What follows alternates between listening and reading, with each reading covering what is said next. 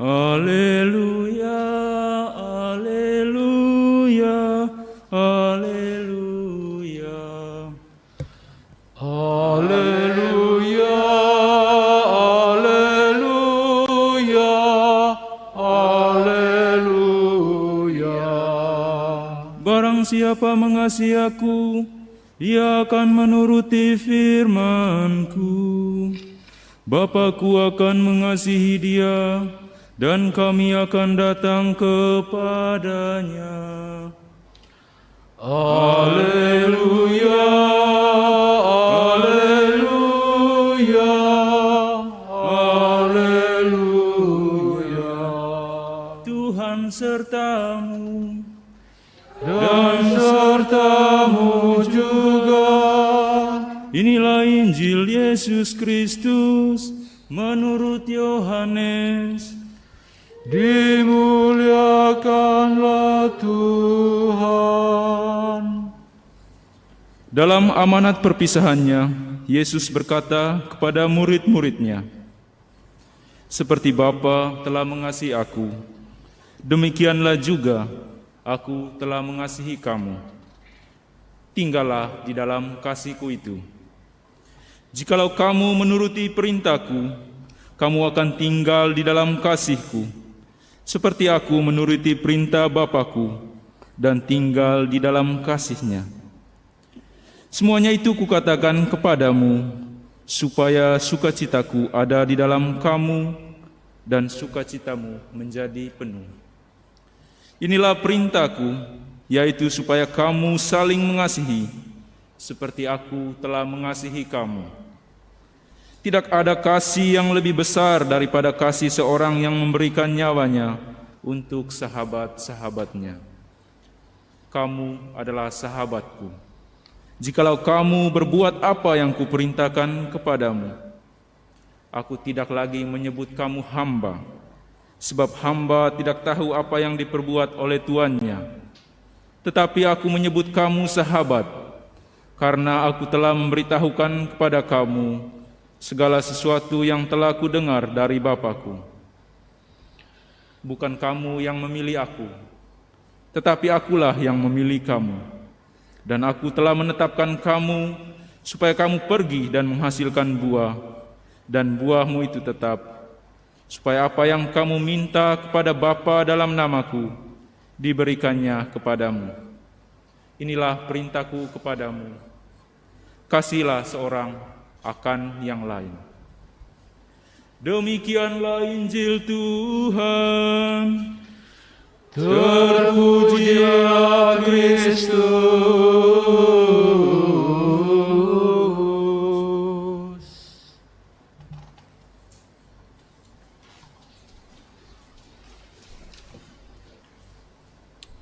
Bapak, Ibu, Saudara-saudari yang terkasih, tema utama bacaan yang kita dengarkan pada hari ini adalah tentang kasih.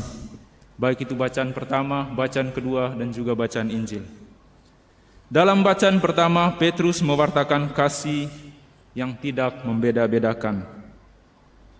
Petrus berani mewartakan kasih Allah karena ia sungguh merasakan dan mengalami kasih Allah yang sungguh luar biasa dalam perjalanan hidupnya. Petrus yang pernah ragu, takut, bahkan menyangkal Yesus, tetap dikasihi oleh Yesus. Bahkan Yesus selalu hadir untuk meneguhkan dan menyertai dia.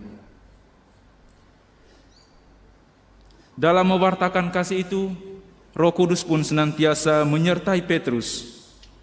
Dan kasih yang diwartakan oleh Petrus itu tidak memandang dari mana latar belakangnya, kepada siapa saja ia mewartakan kasih. Bacaan kedua dari surat Rasul Yohanes merupakan sebuah undangan bagi kita untuk saling mengasihi, sebab kasih itu berasal dari Allah, dan setiap pribadi yang mampu mengasihi pasti mengenal Allah. Pada kesempatan ini saya akan membagikan sebuah kisah tindakan kasih yang nyata dari seorang kudus, sederhana, rendah hati, serta memiliki perhatian pada orang kecil. Mungkin saudara-saudari yang terkasih pernah mendengar cerita atau membaca buku tentang Bunda atau Mother Teresa dari Kalkuta. Ada sebuah kisah yang menarik dari Bunda Teresa dan para suster lainnya ketika diundang untuk bekerja di sebuah rumah sakit di Rusia. Ketika mereka tiba di sana, mereka menyaksikan bagaimana dokter memperlakukan pasien dengan tidak baik. Mereka berteriak-teriak sehingga para pasien kelihatannya merasa tertekan. Lalu hal yang pertama dilakukan oleh para suster adalah mencari tempat di mana mereka dapat berdoa, tempat untuk berkomunikasi secara intim dengan Tuhan. Kemudian mereka membersihkan lantai dan dinding yang kotor. Sesudah itu mereka mulai memandikan pasien, memberi mereka makan, membantu mereka di mana mereka diperlukan. Dan semua itu dilakukannya dengan penuh kasih, dengan wajah ceria dan dengan penuh senyuman. Tak lama kemudian, hal yang dilakukan oleh suster-suster itu mempengaruhi para petugas medis lainnya, seperti dokter dan perawat, dan juga orang-orang yang hadir di situ. Mereka pun mulai tersenyum dan menunjukkan wajah gembira.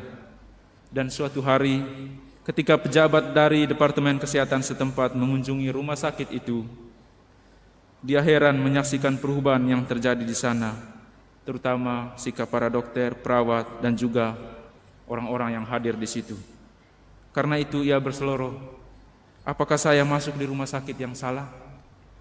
Saudara-saudari terkasih, kisah ini mau mengatakan kepada kita bahwa kalau kita sungguh menyadari bahwa kita dikasihi Tuhan, kita tahu cara mengasihi orang lain dengan baik dan benar.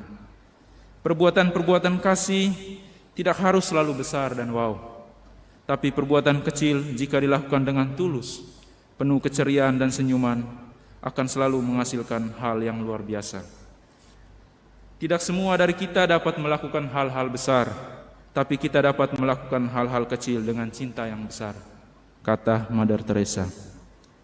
Saudara-saudari yang terkasih, bacaan Injil yang baru saja kita dengar juga, Yesus memerintahkan, adalah sebuah perintah dari Yesus kepada kita, supaya kita saling mengasihi atau kasihilah satu dengan yang lain.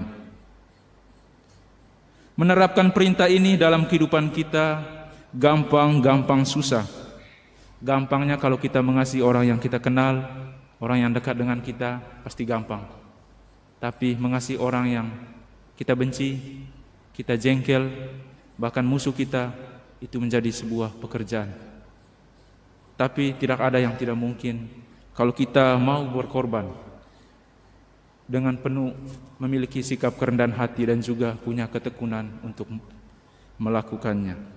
Yang menjadi pertanyaannya, bagaimana kita dapat mengembangkan dan hidup dalam kasih Allah, terutama dalam hidup kita dalam kaitan dengan mengasihi seperti ini, atau mengasihi orang yang kita tidak suka atau musuh kita. Saudara-saudari terkasih, supaya kita mampu lebih mengasihi, pertama, kita harus sungguh-sungguh menyadari bahwa bukan kita yang pertama mengasihi Yesus, tapi Yesuslah yang lebih dahulu mengasihi kita. Kalau kita sungguh menyadari bahwa kita adalah pribadi yang dikasihi, pasti kita tahu cara mengasihi. Baik itu mengasihi Tuhan, mengasihi sesama, dan juga alam ciptaan. Sebelum kita mengasihi orang lain, kita harus merasakan dan memahami betapa dalamnya Tuhan mengasihi kita. Sangatlah penting merasakan kasih Tuhan. Mengapa? Orang yang tidak dikasihi, tidak merasa dikasihi, cenderung sulit mengasihi orang lain. Ketika kita tidak merasakan kasih yang tulus dan sejati, kita cenderung tidak bisa mengasihi orang lain. Sebab kita tidak bisa memberi jika kita tidak memiliki. Kalau kita merasakan bahwa kita dikasihi Allah dan kita hidup dalam kasih-Nya, kita pasti tahu cara mengasihi karena kita sudah mendapatkannya secara cuma-cuma dan kita pun diajak untuk memberi dan membagikannya secara cuma-cuma. Yang kedua, kita harus belajar dan berpikir dengan pikiran kasih. Di sini kita diajak untuk belajar memulai memberi perhatian terhadap kebutuhan orang-orang di sekitar kita, masalah-masalah orang di sekitar kita. keinginan dan harapan orang-orang di sekitar kita, atau luka-luka mereka. Bukan hanya menaruh pada kepentingan diri kita sendiri. Dalam kehidupan kita, sebuah fakta bahwa orang yang terluka punya kecenderungan untuk melukai orang lain. Jika orang lain melukai kita, sesungguhnya ia melakukan itu karena ia sedang terluka. Berhadapan dengan situasi ini, kita diajak untuk tidak memperhatikan kelemahan, kekurangan, atau perbuatannya yang jelek. Tapi kita diajak untuk memperhatikan kebutuhannya dan memahami alasan kenapa dia berbuat seperti itu. Kebutuhan yang sesungguhnya adalah ingin dikasihi, dihargai, dan diterima. Dalam kehidupan menggereja pun kita sering menemukan orang yang menjengkelkan kita, membuat kita senewen atau marah, kesal, dan sebagainya. Kalau kita belajar dengan cara berpikir kasih, kita akan berpikir bahwa justru orang seperti inilah yang membutuhkan kasih dari kita. Kita tidak boleh mengatasinya dengan kemarahan, apalagi dendam atau suka ngegas-ngegas kalau bicara. Dan yang ketiga, kita diajak untuk mengampuni. Kita tidak mampu mengasihi orang lain kalau di saat yang sama kita masih menyimpan rasa benci, jengkel, atau dendam. Hati kita harus utuh. Dalam hidup berkeluarga, dalam hidup berkomunitas, dalam hidup bermasyarakat pun, kita tidak mampu mengasihi orang lain, mengasihi pasangan kita, mengasihi teman kita, jika kita masih marah, masih dendam, atau masih jengkel. Kita tidak mampu memberikan kasih sepenuhnya jika kita masih diracuni oleh perasaan-perasaan semacam ini. Saudara-saudari yang terkasih, supaya kita mampu mengasihi orang lain dengan sungguh-sungguh, kita diajak untuk menutup pintu kekecewaan kita, menutup pintu kepahitan masa lalu kita. Sebagaimana Yesus sendiri, Ia tidak memperhitungkan kekejian yang dilakukan oleh para serdadu. Dia malah mengampuni dan mendoakan mereka. Seperti Santo Yohanes Paulus II, ketika orang menembaknya, dia datang untuk mengampuninya. Karena dia percaya dengan mengampuni itu akan membuahkan hasil, bahwa orang itu akan berubah. Mengampuni itu bukan untuk kepentingan orang lain, tapi untuk kepentingan diri kita sendiri. Bukan karena orang itu layak diampuni atau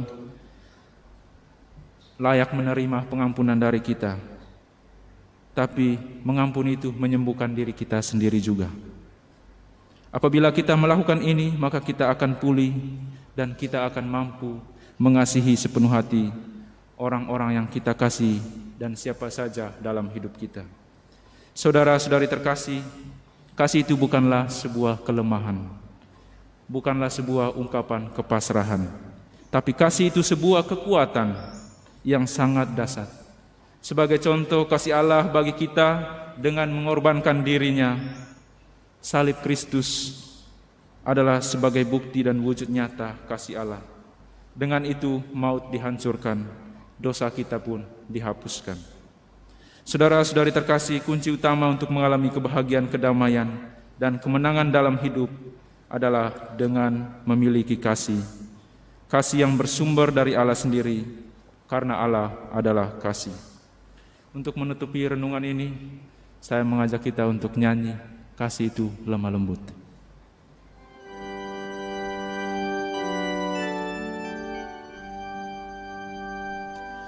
Kasih pasti lemah lembut,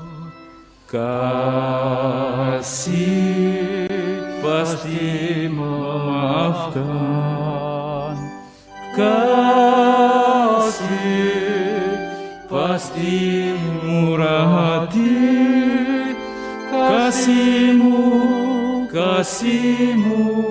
Tuhan. Tuhan memberkati.